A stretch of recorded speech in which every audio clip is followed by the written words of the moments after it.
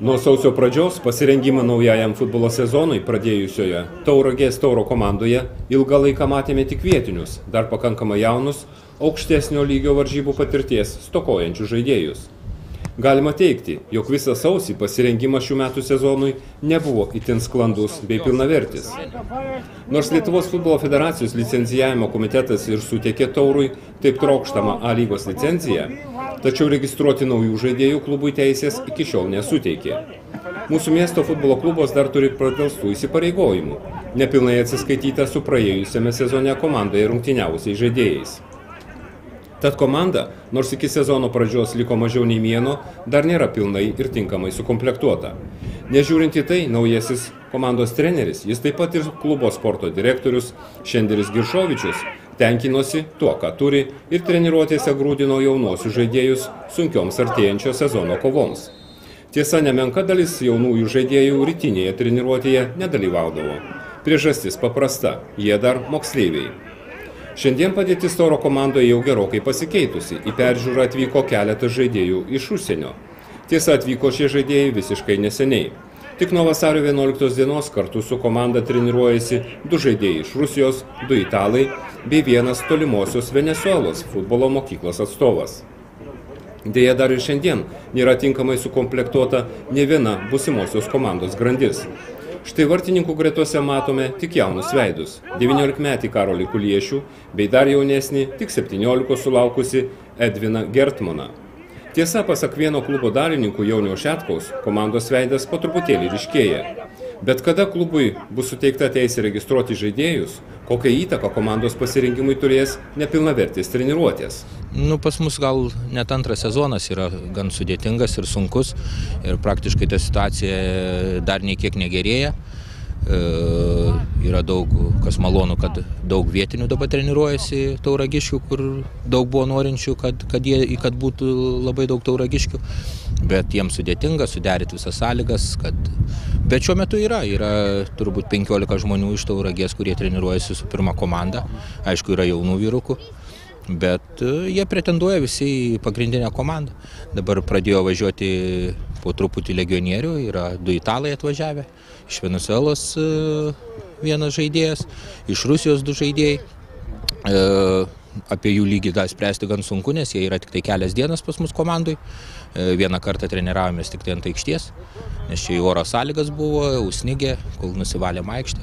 Tai po šiandienos rungtynių gal bus kiek aiškiau. Aišku, turim ir džiugę naujieną, yra su Italijos priėmėm darbuotoją generalinių vadybininkų dirbti į klubą, kuris užsiims paieška rėmėjų ir aplamai klubui padėti pasiruošęs žmogus, futbolo žmogus atvažiavęs yra. Ir atvažiavę su konkrečiais pasiūlymais, tikimės, kad greitų laikų pamatysim jo darbo vaisius.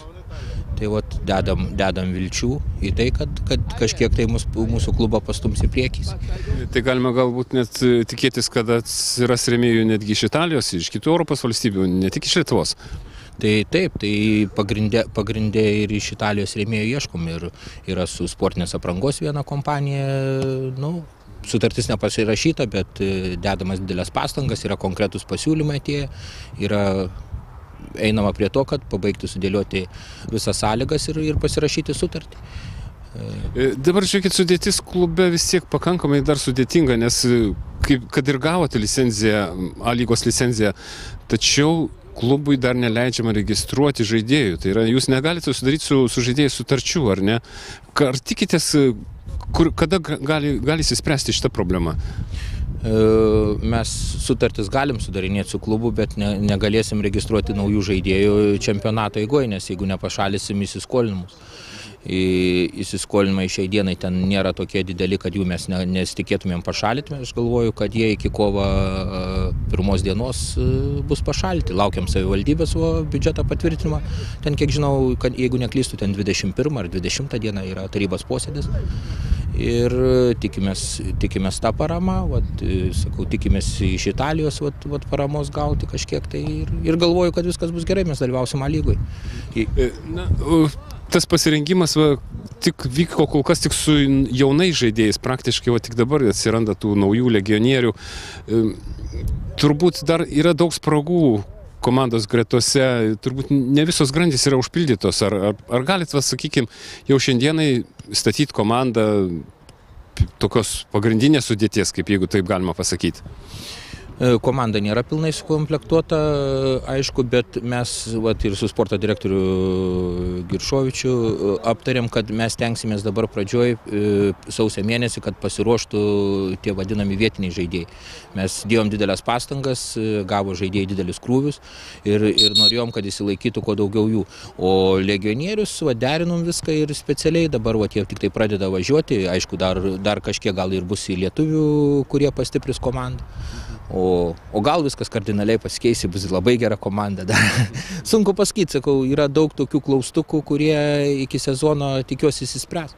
Yra daug tų pokalbių vedamų, bet sakau, tie pokalbiai vyksta net nuo lapkričio mėnesio, gal dar anksčiau, bet jie dar neįspręsti yra. Tai labai sunku ką nors kalbėti ir kažką žadėti konkrečiai, kad nėra konkrečiai bus sutartis, bus paskelbta, o sakau, tikimės ir blogiausią variantą, ir geriausią. Tai na kągi, sporto direktorius ir dabartinės komandos treneris Giršovičius jau vieną kartą Taurą išvedė jau į labai aukštą poziciją, tapo Tauros čempionu dar senais laikais. Ką šiais metais žada šis treneris? Ar jisai nenuleido rankų, kai pamatė, kokia padėtis komandai? Jeigu jis čia šiandieną, tai galvoju, kad viskas yra gerai. Aš manau, tik tai drąsūs žmonės ir pasitikinti savimi gali būti tokioje situacijoje, būti su komandai ir padėti jai. Aišku, 87 metais ne tik ten Giršovičiaus trenerio buvo nuopelnas, tai čia buvo, aš skaitau, visos Tauragės nuopelnas, kad mes tapom čempionais ir jis tik buvo padėjęs Jonui Stažiui. Tai tik tiek norėjau pasakyti, kad ne jo vieno nuopelnas, kad mes čempionais, bet aš labai džiaugiuosi, kad jis šiandieną yra pas mus klube ir tikrai yra didelė pagalba iš jo pusės. Ir, sakau, tik drąsus žmogus gali būti tokiuose pareigose, su tokia patirtim su visko ir nebijoti iššūkių. Aš manau, kad tai jam yra iššūkis. Na ir dar vienas klausimėlis. Jau komanda žaidė keletą draugiškų rungtynių. Kaip ten sekėsi komandai? Žaidėm tas rungtynės, bet į jas mes daug dėmesio nekreipėm, nes yra pasiruošimas, aš sakau, buvo sunkės gan treniruotės, labai sunkės. Į Estiją važiavom nepilnos sudėties, praktiškai pusė žaidėjų, kurie ir buvo toj komandoj te vyko, kelių pagrindinių žaidėjų nevyko, tai daryti išvadas ten pralošėm 6-0. Bet tai negalim daryti išvadų, nes ne tie tikslai buvo. Mes daugiau važiavom, gal pasižiūrėti keli žaidėjus, kad keli žaidėjai, kurie mažiau žaidė, kad įgautų kažkokios tai žaidybinės patirties. Yra krūviai dideli ir išvadas dabar daryti dėl žaidimo yra labai sunku. Na kągi, čempionatas jau visai netrukus, kovo pirmoji pusėje. Ar spės pasirengti komandą? Aš manau, kad taip.